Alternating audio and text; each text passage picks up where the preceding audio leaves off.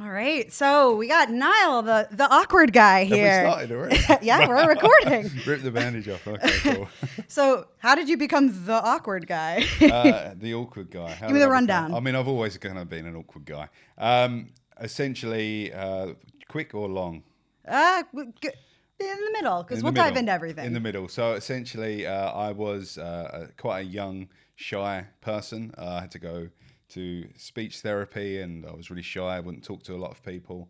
And I think as I was kind of growing up, that I kind of worked really hard to go the other way to ensure that I wasn't shy, and almost went too far the other way and ended up getting into drama and acting and doing things like this, doing shows, getting outside my comfort zone. And I got to a point where, I was doing shows and liking to entertain people. And then fast forward a few years, 10 years, say, I had kids, I got married. I tried going to acting, but it wasn't for me at the time. And then fast forward, I had kids, got a standard 9-to-5 job, 3 kids, married, and it got to a point where I found myself unhappy. Unhappy with not so much with my wife or kids, but just that, is that it? Have I just done it now? Is that it for me? And then I ended up doing these videos as a kind of I went down this kind of self-development journey of trying to figuring out who I was and why I was unhappy and what I was missing and why I was unfulfilled. And I found it was this kind of gap of not having that creativity or that entertainment escape that I could go for. So I'd done many different things to try to scratch that itch. I was a DJ for a few years. I was a wrestler, which is a whole different story in itself. And then when I was having my third child, I was a wrestler at the time, and it was like, well, I don't want to break my neck and then do something, risk anything like that. So I found TikTok. I started on Instagram, doing a few videos and stuff, not really having an identity, just doing goofy things. And then TikTok came out pre-lockdown, and I got jumped on that straight away because I thought it was a new platform. It's fun. It's kind of, there's a lot of creativity to it. It's a little bit more bouncy and fresh than Instagram. So I went hard on that, and then lockdown came out, and then TikTok exploded. I didn't necessarily explode during the lockdown era. It was only kind of last year that I've kind of been consistent. I've posted every single day since then, and I've kind of developed this character where when I don't speak, and there's all these viral videos out there. There's content everywhere. So I found this little niche where I can kind of be at that viral video as if I'm in the scene. And what would a kind of normal person's reaction be to having this nonsense, this craziness go on around you? And that's kind of how I've ended up at this point where I'm the awkward guy. So how much of that is like a character? Because you said you were like a shy, kind of awkward kid. Does that carry over? I think this is difficult because I think although it's a character, it definitely is a character. It's almost like, I think a lot of people, they try to portray themselves.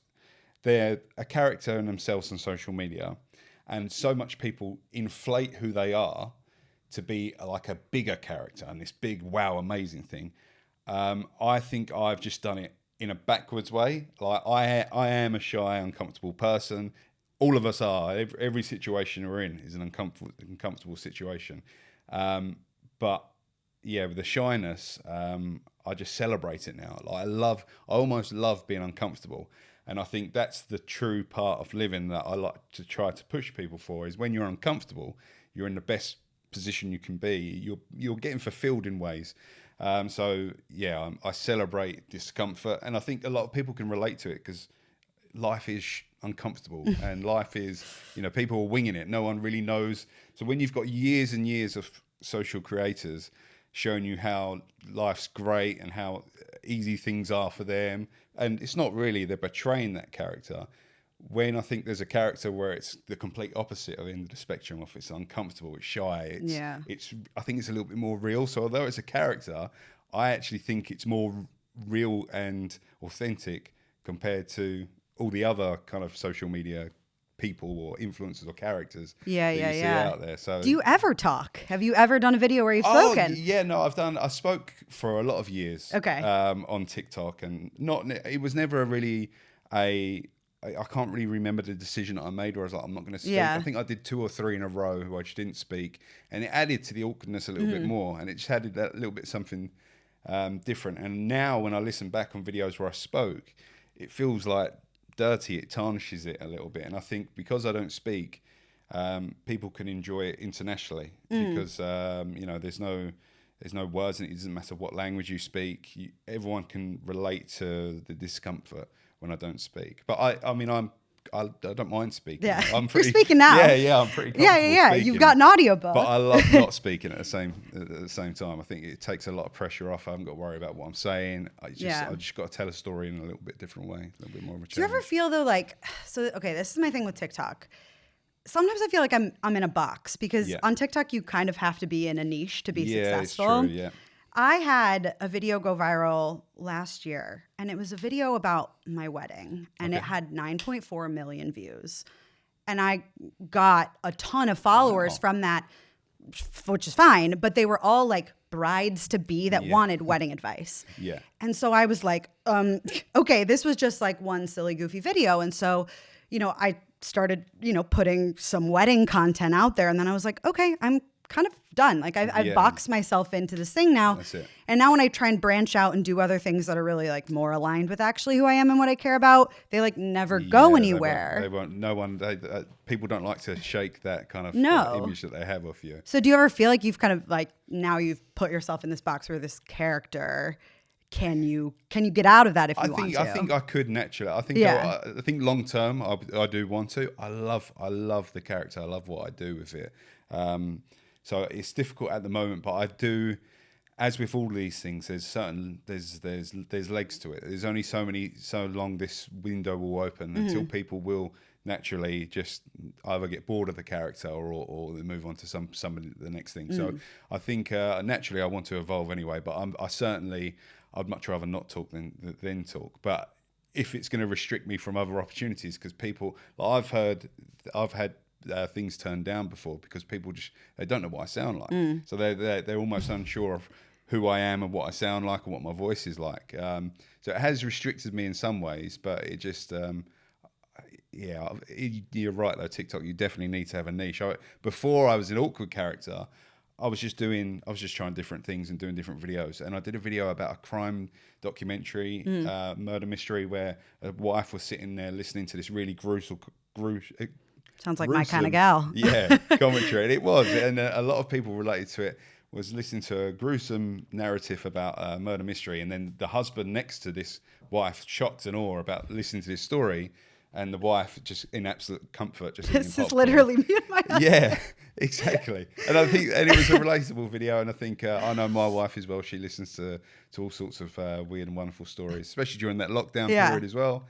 And that blew up. And I had loads of these crime documentary people follow me, and I'm like, I don't know what to do with shit, what do I do with this niche where do I go that I'm from now here? in? So, but luckily I got rid of that, and this whole other character came along. Yeah. Does it feel like kind of, this is at least how I feel with the podcast. I feel like with my audience, I feel like I can say anything. Like it just feels like my like little comfortable space in a way that like I don't feel comfortable like speaking on Instagram or speaking, even to my community at work. I struggle with that authenticity. When I get behind the microphone, I'm like, well, I can say whatever because they're just like faceless people that feels like my people. Yes. Yeah. No, I think once you find your home, as people find their home on different socials, I think you just got to celebrate and enjoy it as much as possible. But I'm sure like you would like to get a little bit more uncomfortable and get more comfortable in these different areas as well. But it's important to have your, if I could, Instagram is great, but I'd always feel like I always have this special attachment to TikTok. It's your people. Yeah. Yeah. I had this, I don't actually think I've spoken about this on the podcast before, but, within my community at work, we've got like 30,000 people that I work with. And there was something that happened a few years ago where somebody that was kind of like in my inner circle at work went and like wrote an expose Reddit post about how terrible of a person that I was. Oh, wow. And that like really like shock horror and rattled my system. And made me like really afraid to put myself out there. I locked down all my socials. I tried to protect myself. I worried about what I said publicly. I worried about people's perception of me for like 3 or 4 years. I was like, nobody can get close to me. And so, I spent a lot of time, like when I would start posting TikToks or things like that. I was very afraid of what people would perceive the defensive me wall as. would be up straight away. Yeah, defensive wall. And it feels like it's finally like starting to come down a little bit, because ultimately if you're putting yourself out there like in any capacity, you have to be okay with being criticized or looked at, or somebody saying something or disliking what you're doing. Definitely. We have to pull that wall down. That's it. Yeah, I mean, I'm quite lucky in regards to where I don't speak. I think it's quite difficult to really come after me. I'm sure you have a character. I'm not sure if you've heard him over here. We have a character that was around the 90s called like Mr. Blobby. Basically, he's a voiceless character. Yeah. And he's essentially a clown, like a cartoon. And I always thought he was really popular in the 90s. But if he started doing Instagram stories and daily videos and telling you about his day and what he ate, people would hate him. Yeah. You would be like, oh, fuck this Mr. Blobby guy. Sorry, I'm swearing now. No, swear away, okay. Swear away. Yeah, thank fuck. I swear all the time. So I think that helps. And, I get some comments, but nothing that kind of touches the sides. It's normally about the man bun, the hair. But, I love the man bun. No, it's just don't come for the man bun. No, it's just I think guys in general definitely have it a lot easier. I think women. And this is just my opinion from what I've seen. I think women against women can be a terrible thing. Like, brutal. I don't think guys are that. The guys that are on socials maybe watching my videos who don't like me, they won't really go to that much extremes. They might go, I'm unfollowing you, or I don't like your hair or something. Whereas I think, women against women, if you're against each other, my goodness. And it's not only that, you've got a whole other side where you're getting, unsolicited dick pics sent to you. Yep. I mean, I've had 2 dick pics sent to me. Lucky you. Yeah, only 2. But that was enough. And all that happens, if you're going to send a dick pic, all that happens is I take it and I post it straight in the WhatsApp group. Oh, perfect. And I just go, well, I've just got this. And because I've had to deal with it, you guys have to deal with it as well. So, but that, we laugh about that. Yeah. But I don't know for sure, but I'm pretty sure that it's a lot worse for women as well. Yeah, definitely. I get a lot of marriage proposals, which is kind of nice, you know? Like, do you want to move to Pakistan and be my wife? And I'm like, well, I don't know. What can you offer me? For sure. I'll keep it to the side. Yeah, but definitely it's brutal out there. Like, people say horrible things online, but luckily for you, it's just about your man bun, which I like. I'll take that. I'll keep take it. That. No, I'm not getting rid of it. It's always people who are balding or they're wearing hats. It's always the same people. And so I see it and I kind of have a chuckle. And they've got no profile picture, and it's like user 5 million numbers in a row. Yeah, you're like, wow, I really take your opinion to heart. Yeah, I mean, I kind of feel like because I went on this journey, I know myself quite well. Yeah. So anybody who says anything, I'm like, well, if that's not me. And people make up their own minds on social media as well. They'll come up with an own narrative. I'm telling stories with my face. Yeah. I'm not saying anything. My character drinks milk quite a lot, and that's just because I think milk is an innocent thing. It's just adds the vulnerability to the character. And I had one person just go, "Oh, you're a Nazi. You support Nazis," and I was like, "That's a bit of a stretch." Just because I drink milk. Because you drink milk. So people just make up their own. God. Like, I'm a Satan worshipper as well because I'm drinking milk. Yeah, you're like, you got me. Whatever you do, you're gonna get some comments. You're always gonna get somebody who's like, I fuck you. Yeah. So for sure, it's, I guess, whatever you do with it or how you respond to it. In hindsight, looking back at what had happened, like, if I had more confidence in myself, I think I would have just been like, I'm just going to carry on as normal, because none of what is in there is actually remotely accurate whatsoever. Yeah. But you feel so burned and hurt, and if you especially don't from within that, as well. Yeah, when it's somebody like in your close circle. But I think about all that time that I wasted being afraid of putting myself out there. Yeah. But yeah, it was just like a weird thing, and in hindsight you go, wow, I could have like done so much more with that and more with my time. I mean, that's part of the journey. I mean, you've learned so much from going through that. So it's always the painful things that you learn the most from. And I always look back at the painful stuff and think, if I hadn't have gone through that, like, I wouldn't have been in the headspace that I'm at now. Yeah. So I kind of try to celebrate the painful stuff in the past. Yeah. Now you're probably a lot more resilient now, aren't you? I'd like to think so. I'm still very sensitive. Please be nice.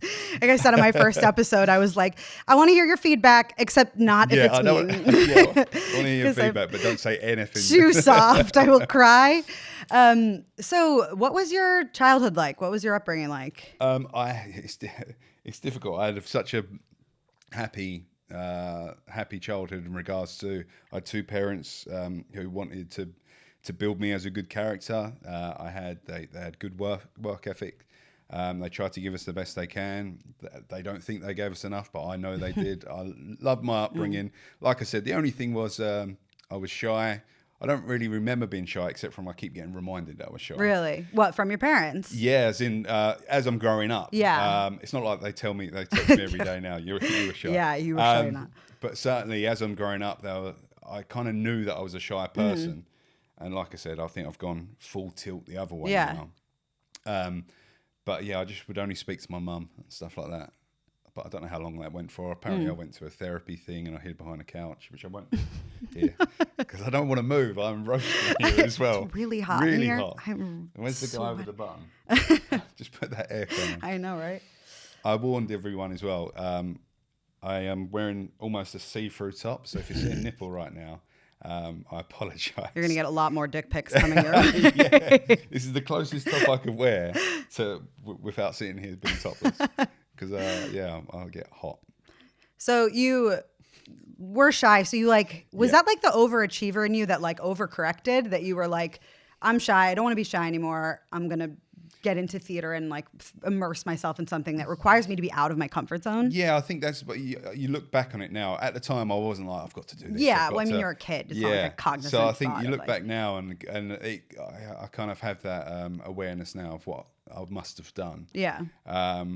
I think a lot of people do it. You see a lot of people who, maybe overweight or something, and then they go to the complete other extreme, and you see them ripped, and you see them that no one sits in the middle. So I think if you've got a problem, a lot of people go the other way. Yeah. To try to counteract it. Yeah. So you did that all throughout school. Did you study it at university?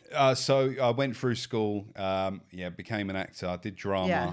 I got an A in drama, which over here is like, I don't know if you know. Yeah, yeah. So I got a good grade in drama and I got a good grade in IT because I'm quite a geek. I like computers and technology and stuff like that. So I kind of had two good grades in two different paths.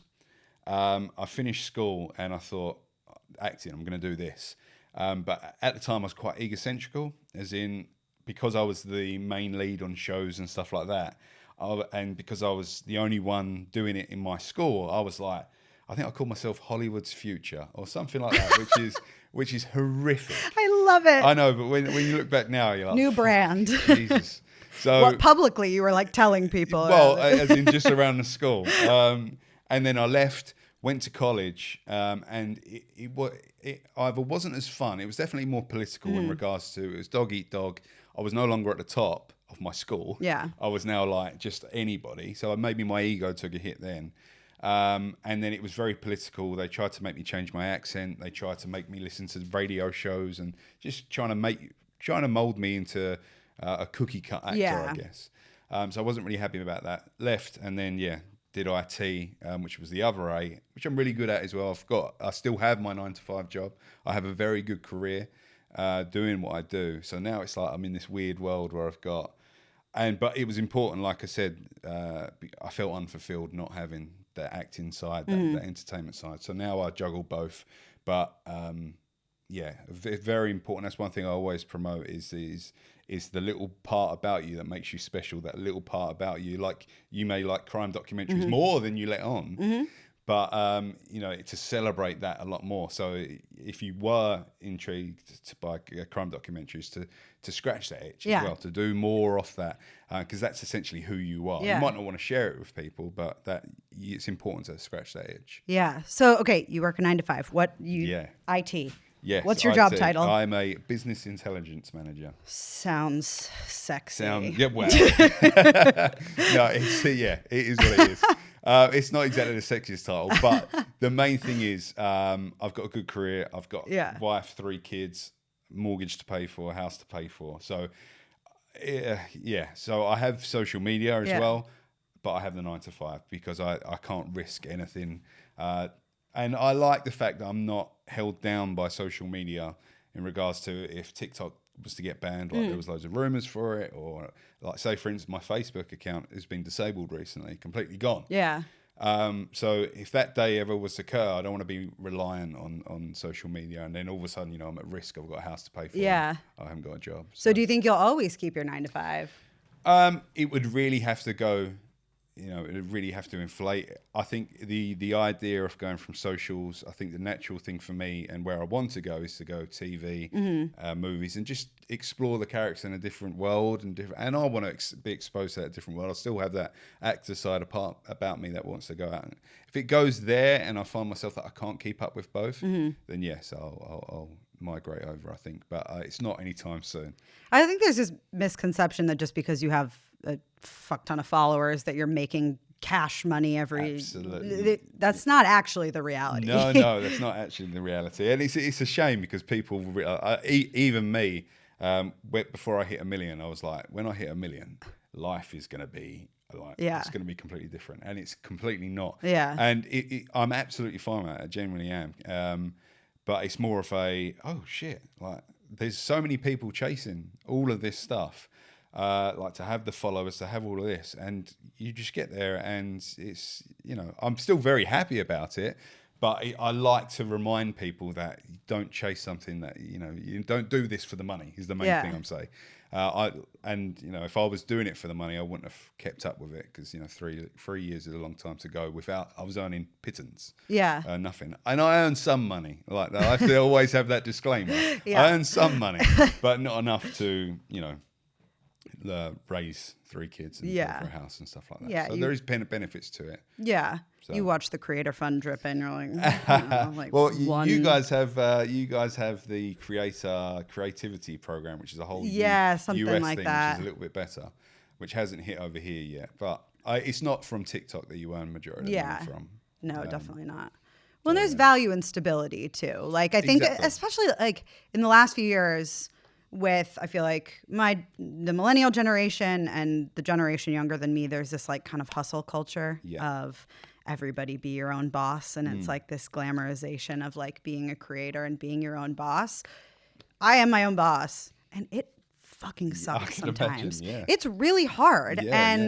Like sometimes when I've had like a really hard week, I just want to go to bed and be like, I just wish that I could like sell this water bottle to someone, get the money and go to bed and sleep peacefully at night. That would be lovely because choosing a life where you are really in a lot of ways not in control of the circumstances that control like what is coming in because anything could happen. Like TikTok could get banned. The economy could go to shit. It already is. Like anything could happen and then your world gets flipped upside down and you have relied on this thing that is like by nature not very stable, that sometimes it would be nice to I mean it's a comfy zone to have, to be able to have a job, but I can imagine that if I was to go, all right, let's put the job to the side and just stick on socials, my relationship with socials may get tarnished in regards to I don't enjoy what I do anymore because it feels more like work, whereas at the moment now I still try to treat it as if it's work because I want to put the effort in, but I do have that luxury of being able to disassociate the two. But I can imagine I'm sensitive, many tears. Do people at work, I imagine they know what you do. Oh yeah, no, that's gone now. Like I've got clients. I went to a conference for work last week and it was weird because I'm there trying to promote the company and our services and I've got people coming up saying, oh, you're that guy, and like asking for pictures and stuff, which is lovely, but that was especially weird because I'm like, my company that I work with, they're really supportive as well. So they're very good about it. But it's also weird when it's like, I don't know, it's like having 2 ex-girlfriends meet or something. It's just like, it's an uncomfortable You want to keep them separate. Yeah, I'll keep them. Did you get to a point of like virality where you're like, okay, I probably should tell somebody about this? I went under the radar for about 2.5 years, and there was one day. So over here we have something called Lad Bible. Yeah, I know. Which is like the main meme post, and one of my videos went on there, and that was the day where everything changed. Okay. Not in kind of like my followers went blowing up, but that's where every client, every work colleague, I was getting messages saying, I didn't know you did this. This is new. I just saw you doing this, and yes. Yeah. But no one really cares. Yeah. At the same time, I think that's another thing I like to promote is whatever you do and what you post, and it's kind of advice I'd give to you as well. Anything you post, no one cares as much as what you think. Yeah. You're going to be the biggest critic, and everyone's worried about their own shit. So that's what I would say is just post what you want. Yeah. It really is as simple as that. There's no rules, there's no policy, there's no social media police. There'll be people out there that think they're the police and think they can tell you how to post on social media and stuff. But in essence, there's not. Yeah. Just do what you want. Do whatever you want to. So that's what I try to promote. And without that, I wouldn't be where I am because I wouldn't have kind of carved out my little thing. Yeah. Do you feel more fulfilled now that you have this creative outlet? I honestly, absolutely. Yeah. I genuinely, and it's not just because I've got followers. It's for the years in between where I didn't have the followers. You could ask my wife. I'd feel so much happier before that. 9 to 5, sit down, go in front of Netflix, which is nothing wrong with, by the way, but do it for 4 hours. Come home, and it was the same thing every single day. You'd wait for the weekend. Do the weekend, back to work every single day, same stuff, and you're like, is this it for the next 30 odd years now? And then since doing this self-development, since doing all these different things, now I've got 2 things that I'm hustling. I still have my Netflix that I sit and watch, but for 2 hours instead of 4. And those other 2 hours, I'm doing something for growth. I'm doing something that makes me feel more, fulfilled. Mm-hmm. Is it the process of creating that you like, or is it the community that gives you more purpose? Wow, it's the process of creating, which is bad because I've got a lot of followers, but that's not bad. I don't want people thinking that I don't give a damn about you. But at the same time, if you went tomorrow, I would still be doing the same thing. I love it. It's more just entertaining myself in a weird way. So it's selfish, really. Yeah. The fact that people enjoy it and get something out of it is an added bonus, and there's it's just a happy accident that people enjoy it as well. Well, the production value is unbelievable. Oh wow! How long does it take you to make one? The way you do the green screen background to perfectly match the video you're stitching, your outfits, your props. I'm like, your Prime account must be just like... my Prime account has or you just have like a closet full of like lifeguard uniforms and a fridge full of milk. I mean, the milk's another one, the amount of milk I'm going through at the moment. But I appreciate that. That means a lot. I think I've learned so much along the way. And like I said, I'm a geek, so I like learning how to make things a little bit better. But I say that, I don't think it matters too much about production quality. I actually think my most popular stuff was when it was just using the TikTok green screen that they have. And although you'd see that was my most highest performing videos. Yeah. So I don't think it necessarily matters too much about production value, but certainly I'm so pedantic about every little thing. Like the video I've got tonight, I've got a set of teacups. I needed 1 teacup. I had to buy 32 of them. It's the only thing I could get. So I've got them turning up to do my video for later on tonight. You couldn't find 1 teacup? I probably could. So there's sometimes... The one specific type of teacup. Sometimes where I've gone into restaurants or something and I'll take some... if I've had it, I'll take the glass. Because I'm like that. I need that. Yeah. I don't want to buy it, or I've offered money to it. I'm not a complete... thief. But I love the right into the camera. I love the it's almost like a scavenger hunt. Like you got, when I see something on a video, I'm like, all right, I'm going to try and find exactly that item. And I love going on a little hunt for it. It's almost like the crime documentary things where people want to go out and find a little bit more detail to see if they can almost solve it themselves and find that little extra detail. It's like that, but I do it for props. How long does it take you? It can take weeks. Yeah. There was one I did that had a Miller Lite glass in it, and you can't get Miller Lite glasses over here. And this one was like special sponsored Bears Cubs one, or I don't know. Bears and Cubs are probably completely different, aren't they? Well, they are, but I'm from Chicago, and both of them are Chicago teams. Good. So All right. So football, baseball, and Cubs is baseball. Cubs is baseball. Boom. Thank God. So I ended up messaging the lady who was in the video, and I just said, "Look, I'm really sorry, I can't find that glass for the life of me. Would you sell that glass to me? Would you send it over to me?" And turns out it was her husband's glass. Spoke to her husband. They said they'd mail it out to me. I paid for the delivery, got sent over. And I just loved that. I love that little wonderful story. And it turned up and it was smashed. Yeah. Oh, no.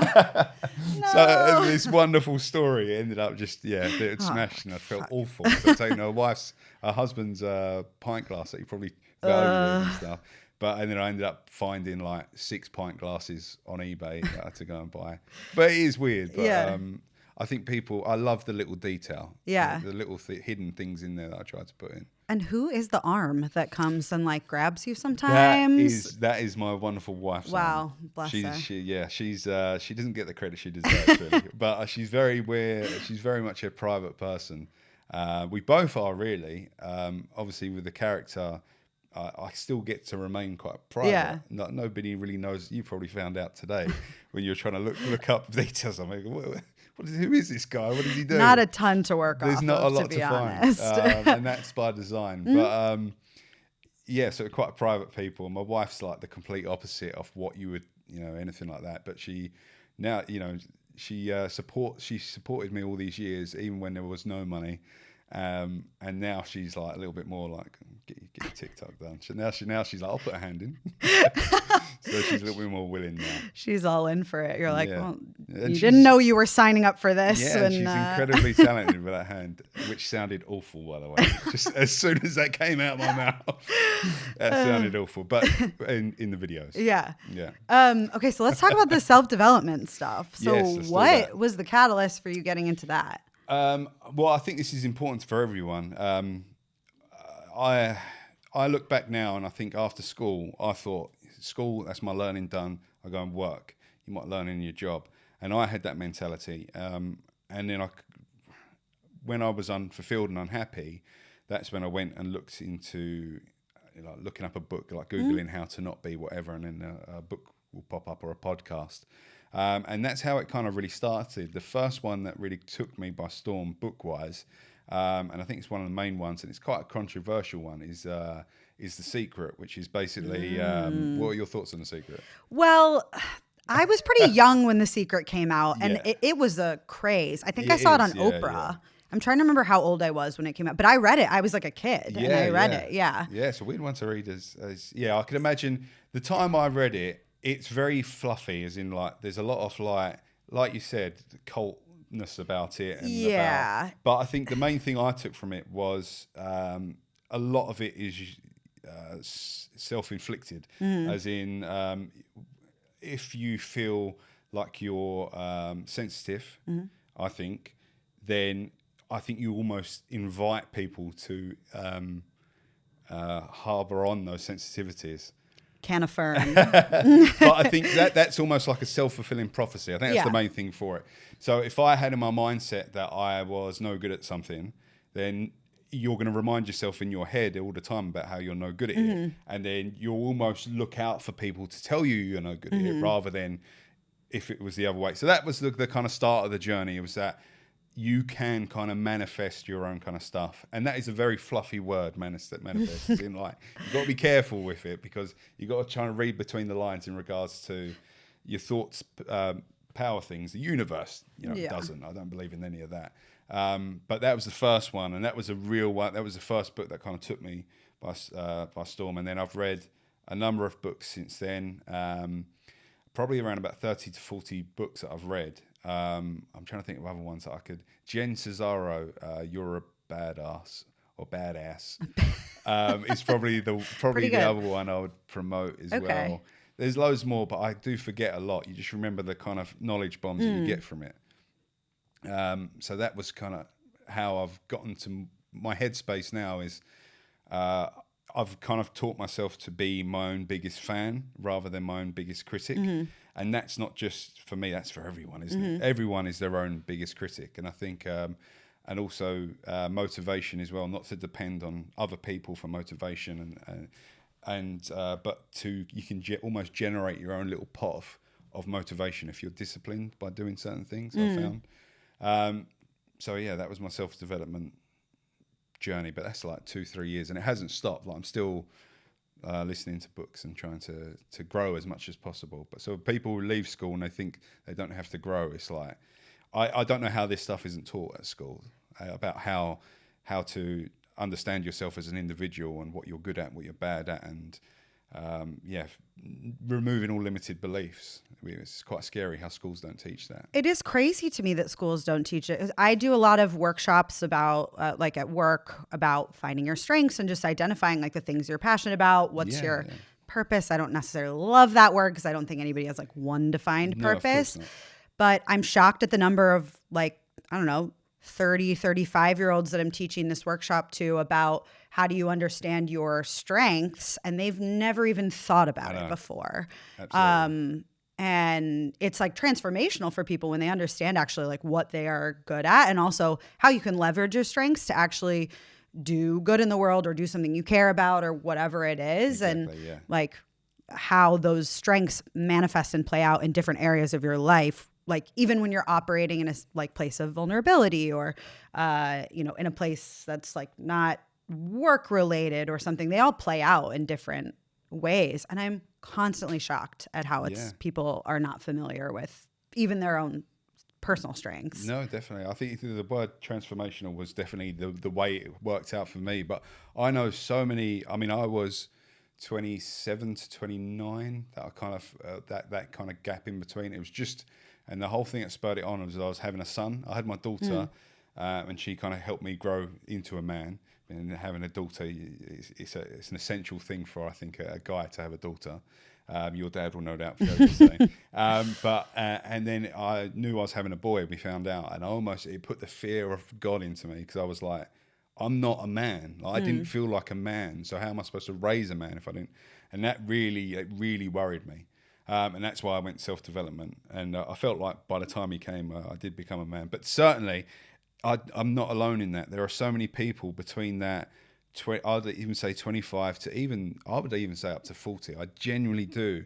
There are so many men out there, and I'm sure women as well, but certainly around my circles that I know, who just feel so unfulfilled and trapped in the kind of path that they've ended up, and not really knowing what they want. And I think that's an essential thing, is knowing what you want. So many people, and it's everyone, we just wing our way through life a lot of the time, and you end up in a path like that you didn't even expect for yourself. And so when you stop and look back and you go, actually, well, where would you like to be? It is quite, I think, a transformational thing to be able to go, so I can go and do that? And you absolutely can. It genuinely is. Whatever path you want to do and wherever you want to end up, it's just daily little steps every single day, and believing in your head that you can get to where you want to go, and you'll just naturally navigate towards it. It's really strange, but really powerful. Yeah, and I think the older that you get, the scarier it kind of is, because you feel like you have to take a step back and you have to reflect, and a lot of people are on autopilot for a very long time. Definitely. It's hard to reflect, especially when it comes to things like career, or am I feeling fulfilled, or is this bringing me joy, or am I actually good at this? Is this what I want to do forever? Starting over is hard, or the thought of pausing whatever you're doing to take that like step back, to be uncomfortable for a little bit and like sitting in it for a while. I remember when I like started kind of doing stuff around strengths and understanding like what my weaknesses are. I personally don't like thinking about my weaknesses that much in a way that I'm like, I know what I'm good at. Yeah. I'm never going to be good at that stuff that's on the bottom of my list. Yes, and what I would rather do is spend time being good at the things that I'm good at and figuring out how I can enhance those things. And then also surround myself with people who do the shit that I hate doing and that I'm not very good at. I can't remember what the point I was making there was, but that's that. No, you're right. No, it's about celebrating the strengths and not celebrating the weaknesses, but understanding what your strengths and weaknesses are, and it being okay with the weaknesses. So I completely agree with that. Yeah. So when you talk about like self-limiting belief, what does that like mean to you? That's a good question. I should know this answer right in my head. So I think, I've kind of, the first thing that kind of, I took little steps to kind of break down my limitations. So the first limitation I had was I've always wanted to be a wrestler, this is very niche and very strange, very unique to me. I always wanted to be a wrestler, a WWE one, an entertainer, just, it's all fake. Sick. Essentially like aggressive dancing. It's essentially what you're doing, a really aggressive dance. And the first kind of step for me to do, get outside my comfort zone was to go and train to do that. What I always find is when you do the uncomfortable thing, you always look back afterwards and thinking, well, it wasn't bad at all. That was a pleasure. That was fine. And I've kind of slowly, again, a few years ago, there's a run called like Tough Mudder in England. And I saw all my friends do Tough Mudder, and I always thought to myself in my head, I could never do something like that. And after kind of going through that self-development, again, that was a limitation in my head, is that I couldn't be a fit enough person to run and go do that. So that was another thing. I was like, I'll conquer that, do that, done that. And I was like, well, I can do that. I probably couldn't do it now unless I trained a little bit. Self-limiting belief. Yeah. And these little things of, I was a wrestler, I did Tough Mudder. They're little personal things to me. They're not great, big achievements to anyone else, but they're certainly things that I celebrate. And it's all about those little accomplishments and achievements. And I think as I'm slowly getting to a point where I'm ticking all of those off, you kind of look back and think, anything, like, to a point now where you can look around and go, well, where do I want to go? Because I can dictate it a little bit. I can see now my thing is, and this is me on camera recording it, is that I want to step from the social world and end up in TV. And I have a whiteboard that I have at home where I write down everything that I do. And I sincerely mean this to anyone watching. Anything you write on that whiteboard, 80% of it comes true. And I know 80%, you're probably thinking, well, why 80, not 100? Because that 80%, the 20% that's on there that you wipe off, you never really wanted to do it anyway. Like, you'll look at it at the end of the year and go, well, if I really wanted to do it, I would have done it. But 80% of what you write down of what you want, I've been doing for the past couple of years. And don't get me wrong, the first whiteboard was very timid and I want to do this, I want to do that, easy stuff. And then as you do it more and more, you expand a little bit more. So now, I'm stepping into, hopefully, to get into more TV. I want to explore this acting side of things a little bit more. Because if you have that, if you have your end destination in mind, as you get better at it, it becomes easier to create a roadmap of what is step one that I need to do to get to this thing that feels really far away, that I know that I want. And it doesn't have to be specific. It could be super far out into the ether. I know I want to be this kind of person. I know I want to learn this thing. And you can take one step and you can take another step. But if you don't know what that end destination I think that's the problem as well. People don't really know what they want from the end. And I think it's just, again, for that, and especially youth as well, is to try everything. Just expose yourself to as much as you can. Uncomfortable situations, clubs, scenarios. And I think the same for dating as well. People may date on Tinder or something. I don't know. I've never used Tinder. It's a whole new world to me. But I don't think people use Tinder anymore. Do they not? Am I that? I don't know. Past it. Hinge? So, I think Hinge is the one. Hinge. So they're on Hinge and they've been using Hinge and years and years and years. They're getting the same people, same results.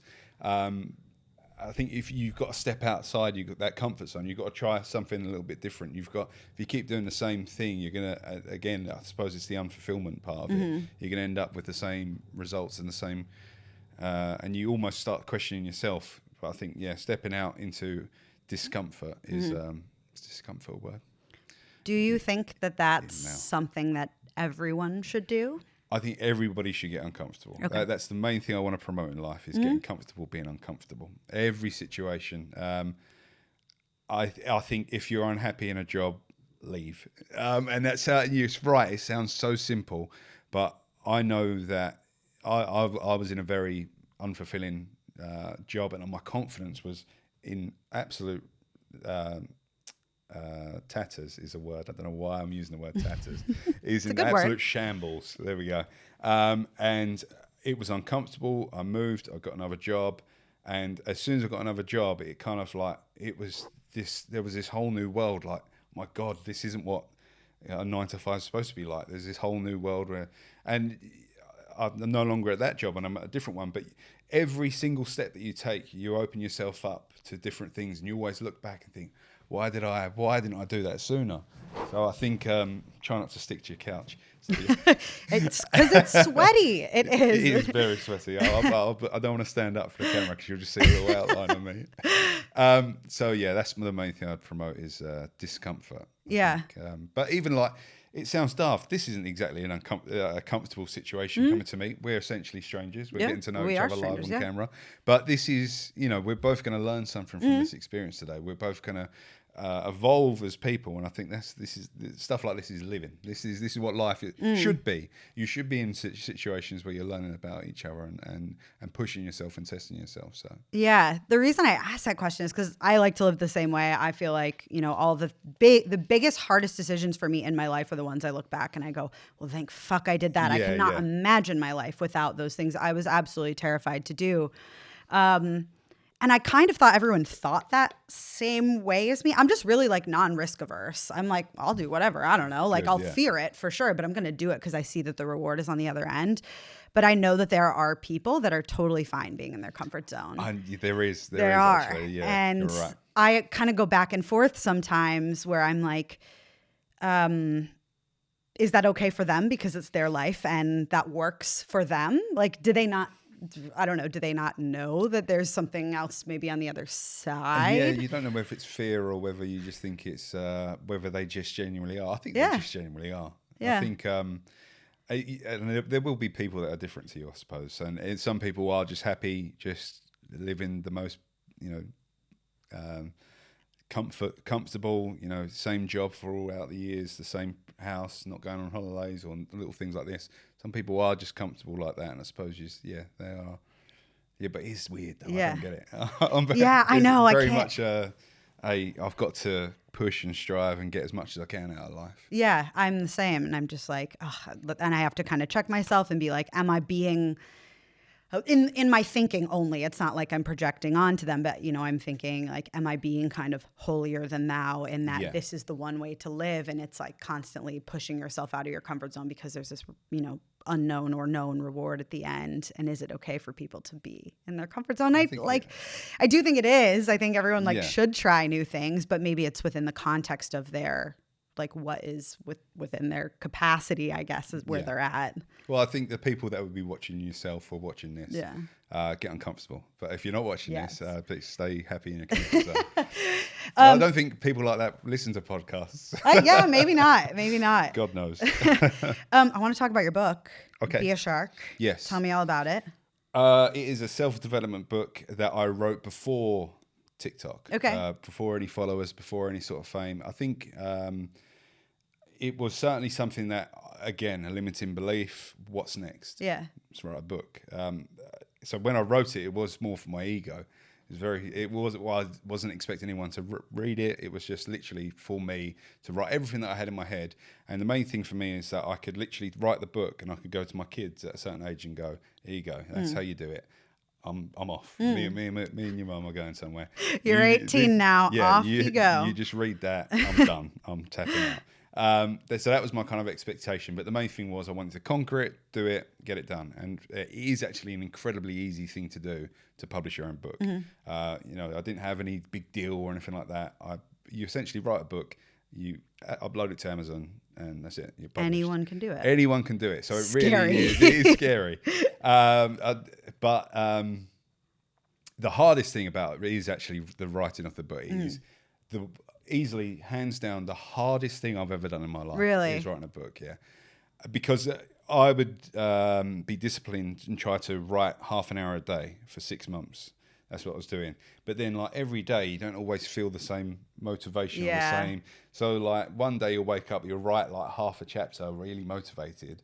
I'll leave it. And then the next day I might feel as motivated, a bit deflated, or feel like my headspace is somewhere else. But yet I'd still force myself to write. So there's always that fear, if anybody reads this, it's going to be just a cluster of just nonsense.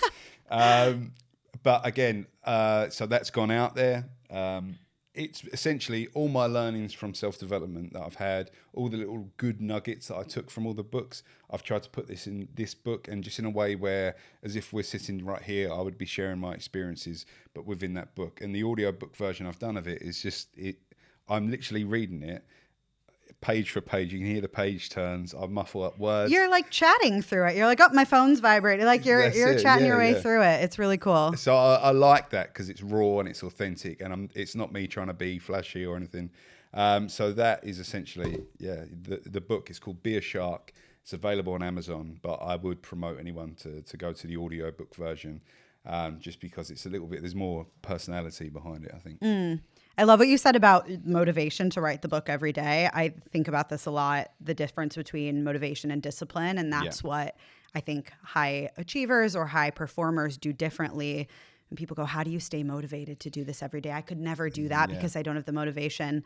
At a certain point, it turns to discipline. Definitely. And especially if you've got that like thing that you're working toward that's written up on your whiteboard that you see as the end game, motivation matters so much less because you know that it's just part of the game. It's the same as going to the gym every day. Like I go to the gym every single day. It is at the beginning. No, absolutely not. I mean, I had a really early train here into London this morning.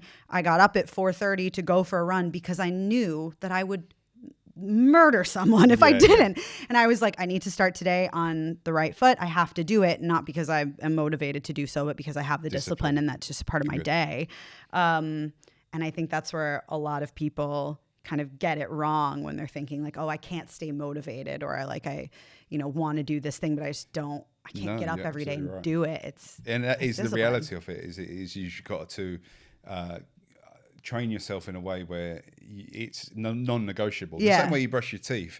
That's what I try to do with my habits. And that's kind of where I'm at now with posting the videos every single day. I'll never miss a day. My dad, last year, he took a health scare at one point. And in my head, and afterwards, I was like, I'm really sorry. But if something was, and I've warned everyone, if anything happens to any of you, I'm still going to be posting that day because I'm that kind of, it's my therapy, it's my discipline for that. But yeah, you're right with the motivational thing. I think the gym's a perfect example of it. If you're going to the gym and let's say you and I were going to go for a run this morning, and then you're like, okay, yeah, let's go for a run. You wake up this morning, you've got a text from me saying, I'm not going to be able to make it. You're depending on me for that motivation, and all of a sudden you'll go, oh no, I'm not going to do it. So it's not dependent on other people too much on motivation. When you're disciplined, you can literally generate that motivation, because it sounds like you and I know that when you go for a run, when you come back from that run, you're going to feel so much better about yourself. You know that it's almost going to motivate you for the rest of that day as well, just because that discipline. I think discipline generates the motivation 100%. Yeah, absolutely. And what a beautiful gift to give to your kids to do that book, because I mean, one of my biggest fears is that I'm really close with my dad. It took a long time to get there, but we're super close. Good. He is the wisest person that I know. One of my biggest fears is that something is going to happen to him and I will have never been able to take in everything that he knows and all of his wisdom, all of his truth, all of his story. And to be able to give that to your kids is really, really beautiful, that they'll have that as a roadmap for how you live your life, and they can use that. Yeah, I like to think. I think the main thing I'd like to try to show them with action. I try to, actually raise them as well. I do have just the book I think is fine. I just sit in a room quietly on my own. But I try to. The best example I can show them is for them to live the most fulfilled life they can, is of being that example in regards to showing them what's possible. I want to set the bar so high that when they come to their time around, I don't want to put pressure on them, but I certainly. I want them to go, okay, you set the bar, what can we do? And that's what I'm looking forward to. Yeah. I just want to show them that just try not to have any limiting beliefs, do what you want.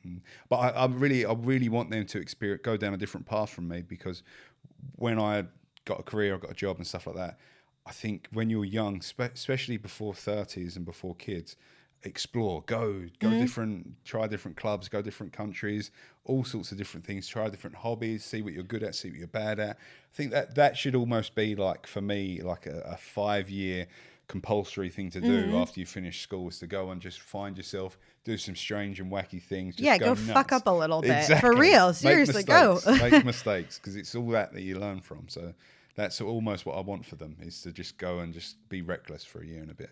a couple of years. When you're in it, you're going to be like, all right, okay. Not my daughter though. No, definitely not your daughter. Well, where can people find you? People can find me by, I think it's just searching my name, Niall MacMillan. I'm everywhere. Everywhere. But at the same time, you can't find a lot about me, but I'm everywhere. I'm sure if you Google like the awkward guy, I might be there. But Niall MacMillan, it's a strange spelling. You have to work hard to spell it. I'll put it in the show notes. It will be everywhere. You can find it. I'll put your book in there as well. Well, thank you so much, Niall. It was really nice to chat with you. Appreciate you coming on. No, thank you very much. Pleasure to get you and I'm sorry about the sofa. It's all right. I've got another guest coming in after you, so you just sweat. Well, they're going to be sitting in my sweat. Oh, all right.